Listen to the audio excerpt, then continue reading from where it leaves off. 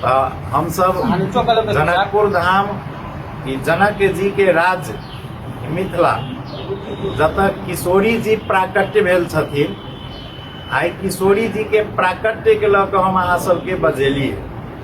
किशोरी जी के प्राकट्य जनकपुर धाम जे राजधानी छलै, वाल्मीकि और रामायण से लेबै तऽ हमसब जनकपुरे के प्राकट्य स्थल बुझै छी और जनकपुरे छैहे राजधानी के रूप में। लेकिन हम सब जनकपुर और मिथिला के रूप में किशोरी जी के नहीं बुझी कि पूरा नेपाल के हमर सबके एकटा मातृत्व तुल्य जे छै से एकटा दीदी के रूप होय चाहे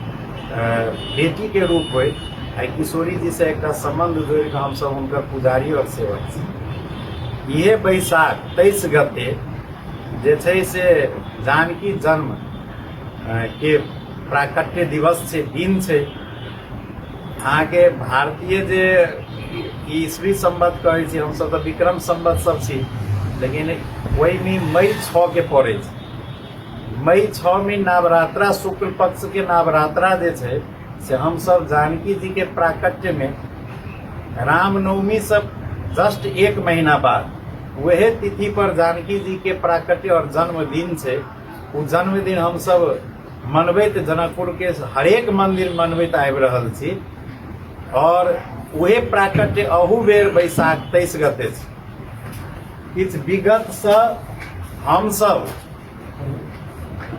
प्रयास के लिए अखन तो 5-7 वर्ष पूर्व में देखनी है जो अहाँ सबके बजेलू जानकी नवमी के हम हमरे अथक प्रयास ने सब साधु समाज के लग हम सब प्रयास के लिए। अब हमरा बुझाए जे जानकी नवमी आप सब बुझ लगे, जबकि जानकी नवमी हमरा सबके मौलिकता पर्व कैला तो हम सब राम जी के दुल्हा जनकपुर में बनेलिए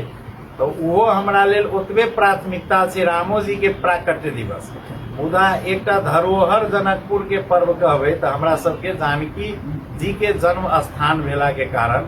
ई धरोहर के रूप में अबै छै। प्रयास के लिए हम धन्यवाद दै छी। शुरुआती प्रयास में हम सब तहिया जानकी मंदिर के एकटा उत्तराधिकारी के रूप में सेहो छी, तो ओहिठाम से प्रयास के लिए विमलेंद्र निधि जी एहिठाम के राजनेता रहथिन अहाँ के केंद्र में तहिया गृह मंत्री, तो उ जे छथिन से 2टा जिला में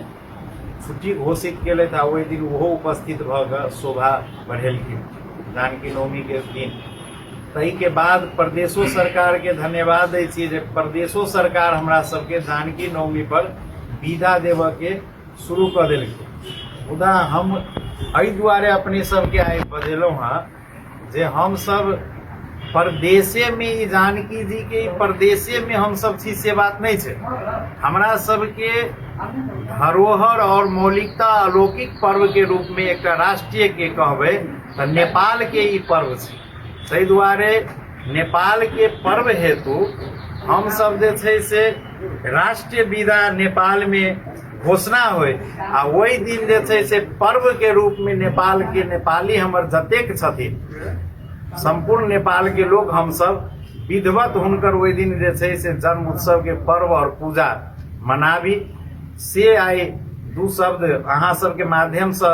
संघीय सरकार, प्रदेश सरकार और नगर पालिका एतऽ छथिन हुनको अथक प्रयास होय, एतऽ के गणमान्य असामान्य जे राजनेता सब छथिन वो सब अपना में जे छै से एहि बात के विधिवत आगा बढ़बै और जानकी नवमी जे छै से केवल जे छै प्रदेशे तक सीमित नहीं रहे। जानकी जन्म नेपाल के एकटा मौलिक और धार्मिक आ एकटा हम में आरो की जोड़ब धरोहर तो छैहे जे विश्व में पटल पर हमरा नेपाल के आ नेपाली के परिचय छै जे भगवान जानकी के जन्म, भगवान बुद्ध के जन्म, हिमाल के बेटी पार्वती के जन्म, इनकर सबके जन्मस्थली के कारण आ एकटा मातृत्व तुल्य में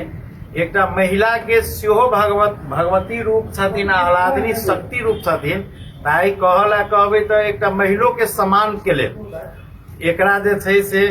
एहि दिन के जे छै से राष्ट्रीय पर्व के रूप में आ विदा के रूप में होय से हमरा सबके साधु संत के तरफ से जोरदार मांग है। आइ हम सब अहाँ सबके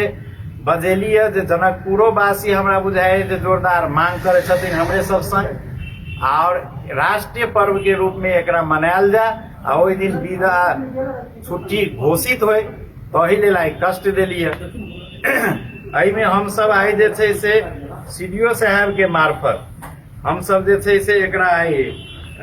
पहुंचाबै सब बात के कथी कहै छै प्रधानमंत्री जी के ज्ञापन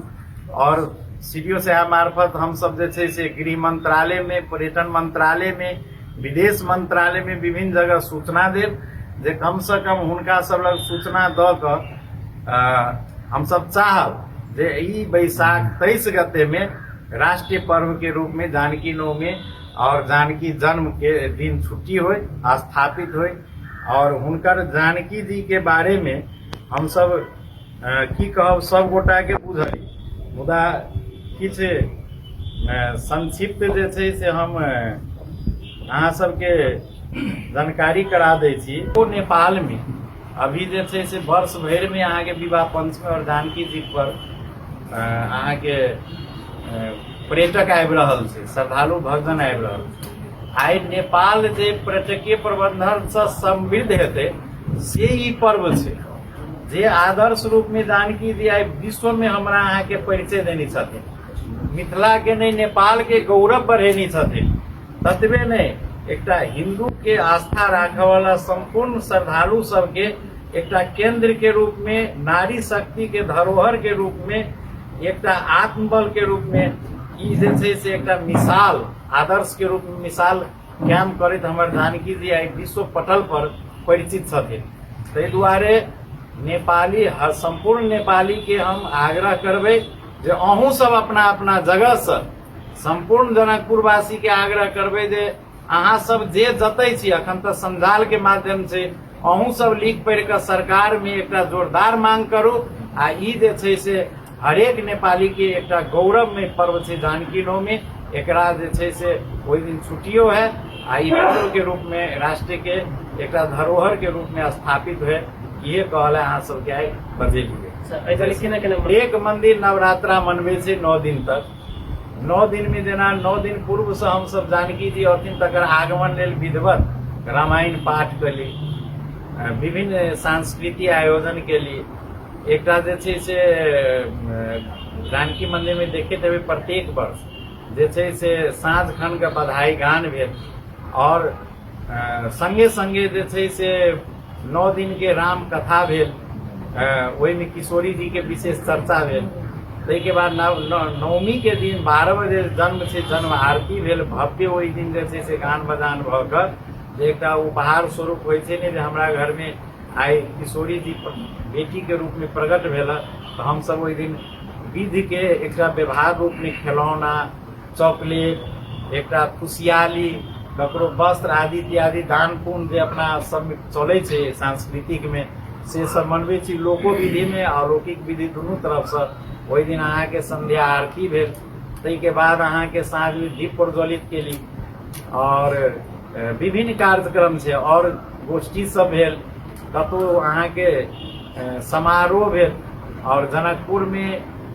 सब मंदिर तो मनेबते छथिन, लेकिन अहाँ सबके माध्यम से इहो हम कह चाहे छी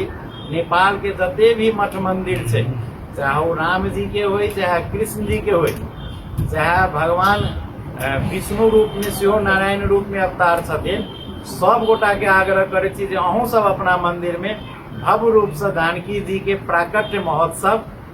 विशेष पूजा अर्चना रखैत पर्व के रूप में मनाओ। आ वही दिन नेपाल सरकार में जोरदार सब कोई अपन आवाज बुलंद करके पहुंचाओ जे एक राष्ट्रीय रूप में विभूति के रूप में हमार आह्लादनी शक्ति, हमार जगदम्बा के रूप में सेहो, हमार दीदी के रूप में सेहो जानकी जी छथिन। उनकर जे छै से छुट्टी होय उनका दिन के जन्मदिन पर और हम सब वही दिन पर्व के रूप मनाबी। जय सिया जी। महाराज जी जे कहले था कि हमरा सबके मिस भेल मने याद दिला देलखिन जे जानकी जी संगे दूधमती मैया सेहो प्रकट भेल छल। उनके दूध के लेल जहाँ दूधमती मैया के प्रकट प्राकट्य लीला छै तो हम सब किछ विगत वर्ष से जानकी मंदिर के परिसर में ई जे छै से सब कोई जमा भ क 5:30 और 6 के बीच में हम सब जमा भ के शाही स्नान के एक रूप देने छियै आ ओहि दिन हम सब दूधमती स्नान करे छी।